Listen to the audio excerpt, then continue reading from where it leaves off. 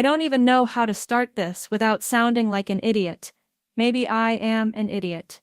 My name's Mia, I'm 26, and for the past 3 years, I thought I was in the kind of relationship people write poems about. His name is Daniel. Tall, warm smile, that slightly crooked tooth that somehow made him look even more charming. The kind of man who always made sure you walked on the inside of the sidewalk, who sent, thinking of you texts at random times, who remembered your coffee order, down to the extra pump of vanilla. He had this way of making me feel like I was the most interesting, beautiful and irreplaceable person in his life. We met at a bookstore, of all places, me holding a copy of Norwegian Wood, him pretending to be shocked I'd never read The Great Gatsby. He asked me to coffee, just so I could explain my terrible taste in literature. It was perfect. And it stayed perfect for a long time. The kind of perfect where friends would roll their eyes because no one's relationship is that good. But in the quiet moments, when I replayed certain conversations or noticed tiny pauses in his answers, I'd feel this small cold knot in my stomach. At the time, I told myself it was paranoia, that every love story has its little shadows. Turns out, mine was more of a black hole. It started with tiny things. The sort of details you notice, but dismiss because you don't want to be that girlfriend. Daniel had this habit of keeping his phone face down on the table. He'd always done it, so I never thought much about it, until one evening at dinner when it buzzed 3 times in a row. I joked, "What? Am I competing with someone for your attention?" He smiled, kissed my hand, and said, "Just work. They can live without me for an hour." Another time, I suggested a spontaneous weekend trip to the coast. He froze for half a second before saying, "I'd love to, but I promised my mom I'd help with her garden that weekend." Sweet, right? Except later, when I called to say hi to his mom, she mentioned she hadn't seen him in weeks. There were also his disappearing acts. Nothing dramatic, just stretches where he was too busy to see me for a few days, then coming back with flowers, and the kind of smile that made you forget why you were even annoyed. He had this way of turning suspicion into guilt, like I was wrong for doubting him. I told myself it was nothing. That love meant trusting someone even when you didn't have all the answers. Looking back, that was the first time I ignored the voice in my head, screaming at me to dig deeper.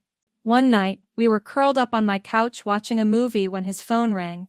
He glanced at the screen, smiled almost nervously, and declined the call.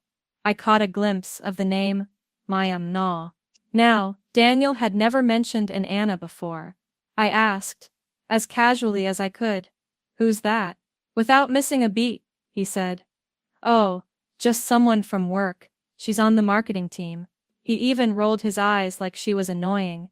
Then he leaned over, kissed my forehead and whispered, "You have nothing to worry about." I laughed it off, but my brain didn't. Something about the way he said it felt rehearsed, like he'd already prepared for that question long before I asked it. A week later, I spotted a small jewelry box in the glove compartment of his car when I went to grab his sunglasses. My heart started pounding so hard, I thought I might faint. When I asked about it, he grinned sheepishly and said, "It's for you, your birthday's coming up, remember?" And then he kissed me in that way that always made my stomach flip, and I shoved the image of Anna out of my head. It was the first time I wondered if loving someone could make you willingly blind. It happened on a Sunday. I remember because I'd just come back from brunch with my best friend, feeling light and happy, and I decided to surprise Daniel at his apartment with his favorite pastries. He didn't answer the door at first, which was odd. His car was right there. I was about to knock again when I heard laughter inside. A woman's laughter. The door opened, and there she was. Long brown hair, perfectly done makeup, wearing one of Daniel's shirts like it belonged to her. She froze when she saw me, holding a mug of coffee, and said, Uller, can I help you?" I think I stammered something like, "I'm here for Daniel." Her expression changed in a way I'll never forget, this slow realization that made her mouth tighten. "You must be Mia." That's when Daniel appeared behind her, shirtless, looking like a deer in headlights. "It's not what you think," he blurted out. She turned to him, fury in her voice. She's the other one, isn't she? And then it all came out, so fast my brain couldn't keep up. I purr. Her name was Anna, she'd been dating him for 4 years, they'd been engaged for 6 months. She had no idea I even existed. I remember my hands shaking so badly, I nearly dropped the pastry bag. The room was spinning, and all I could think was how many mornings like this has there been, with her instead of me, Etta. I don't remember walking inside, but suddenly I was in his living room, pastries abandoned on the floor, my voice trembling. "Tell me she's lying," I demanded. Daniel ran a hand through his hair, pacing like a caged animal. "Mia, please, let me explain, it's complicated." Anna laughed bitterly. "Complicated? You told me she was just some coworker who wouldn't stop flirting with you." I felt like my skin was burning off. "You what?" I could barely get the words out. He turned to me, eyes wide and desperate. "I was going to end things with her, Mia. I swear, He stopped, swallowed hard. "I didn't know how, we've been together forever, and she's been there for me through a lot.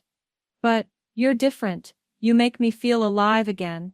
It was like he was trying to write me into some tragic romance novel where he's the tortured hero, and for a split second, God help me, I wanted to believe him. Anna was crying now, tears cutting through her perfect eyeliner. "We're getting married in September," she whispered, more to herself than to us.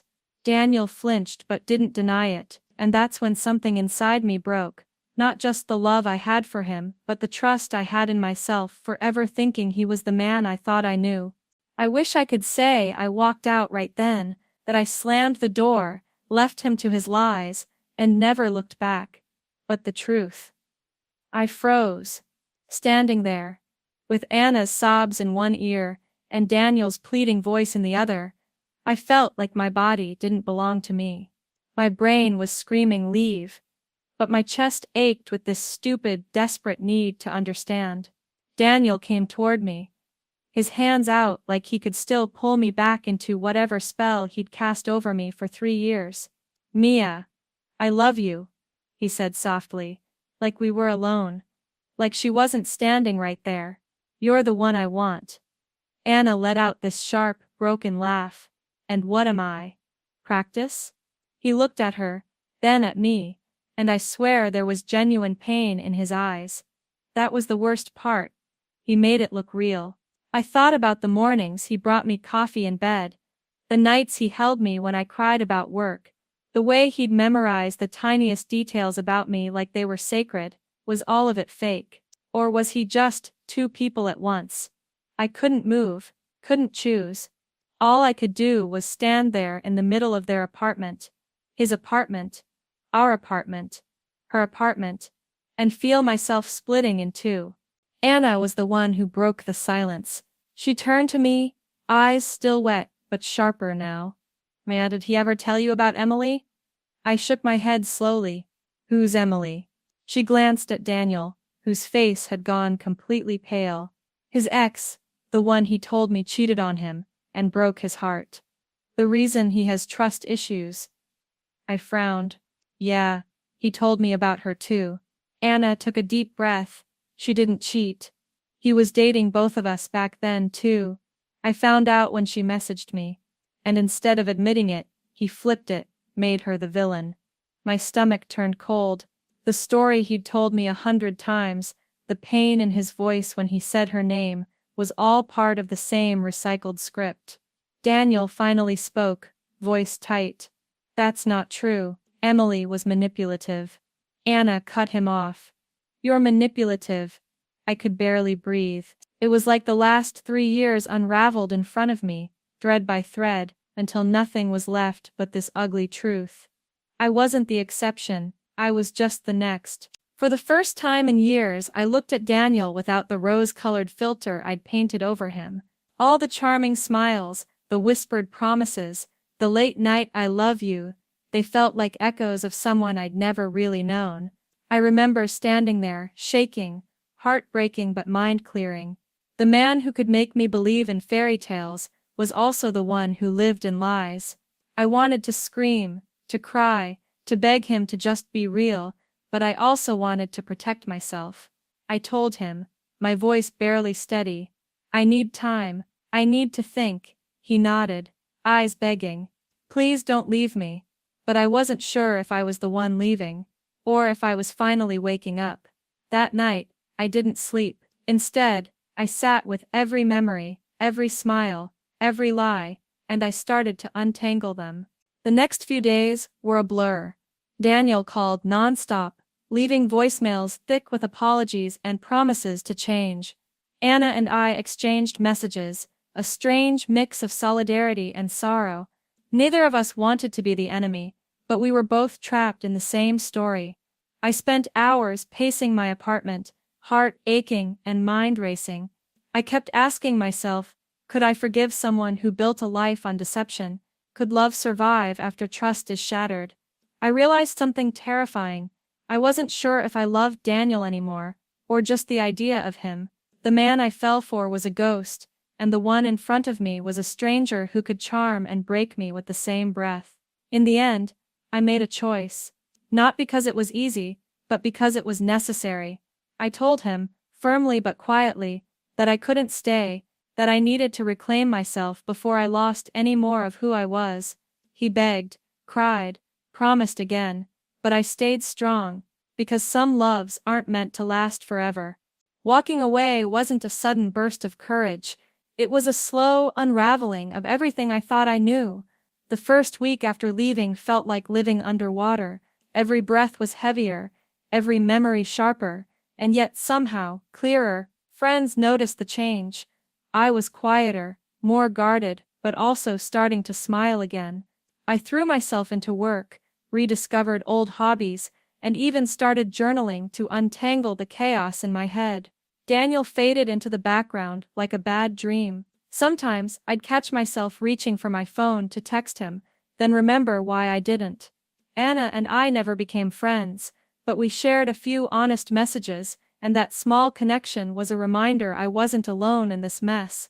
I realized that trust isn't just about believing someone else, it's about believing in your own worth enough to walk away when that trust is broken. I never thought I'd be one of those people who learns hard lessons about trust and love the way I did.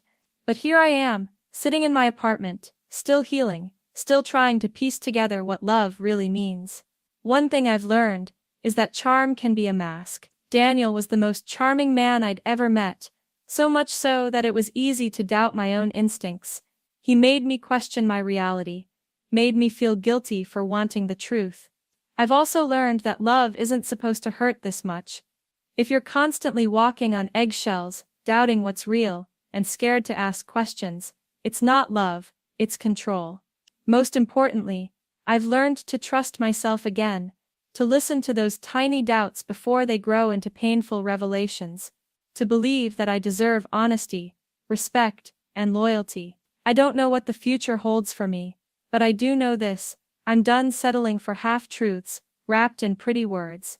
The days have started to feel lighter, slowly but surely. I'm rebuilding not just my life, but my sense of self. I'm learning to enjoy the little things again. Morning sunlight spilling over my kitchen table, the sound of rain tapping against the window, the thrill of meeting new people without the weight of secrets hanging over me. I've stopped trying to make sense of Daniel's choices. Some people wear masks not to protect you, but to protect themselves, and that's not my burden to carry. This experience taught me that love is supposed to be a safe place, not a maze full of traps, and while I still carry the scars, I'm grateful they remind me how strong I really am. For now, I'm focusing on me, on healing, growing, and eventually opening my heart again when the time is right. Looking back, I realize how easy it is to be blinded by love, especially when someone knows exactly how to make you feel special. Daniel was a master at weaving stories that made him the hero, the victim, and the lover all at once. It was intoxicating, and honestly, part of me still wonders if any of it was real. But I've come to understand that the truth isn't always black and white. People are complicated, sometimes even to themselves. What matters now is that I don't lose sight of who I am in the process of loving someone else. I'm more cautious, Yes, but also wiser. I know what red flags look like, and I know when to trust my gut, even if it's uncomfortable. And maybe, someday, I'll find someone who doesn't need masks or secrets. Someone who chooses honesty every single day.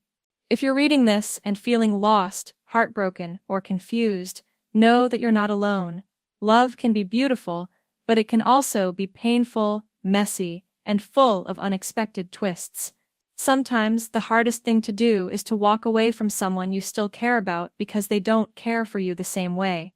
But your worth isn't defined by someone else's inability to be honest or faithful. Trust is fragile, and once it's broken, rebuilding it takes time and courage.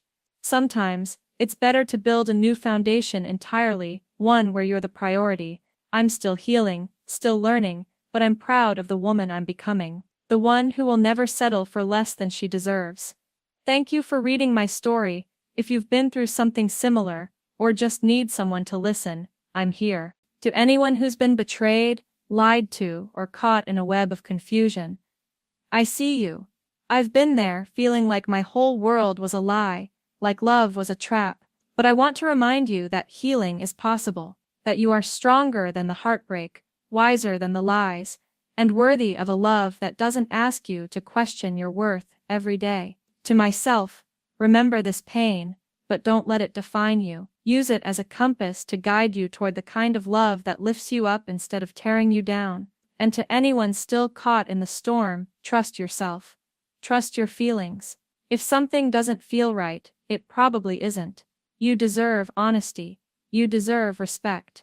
You deserve to be loved fully, without shadows. Keep going. The best chapters of your story are still ahead.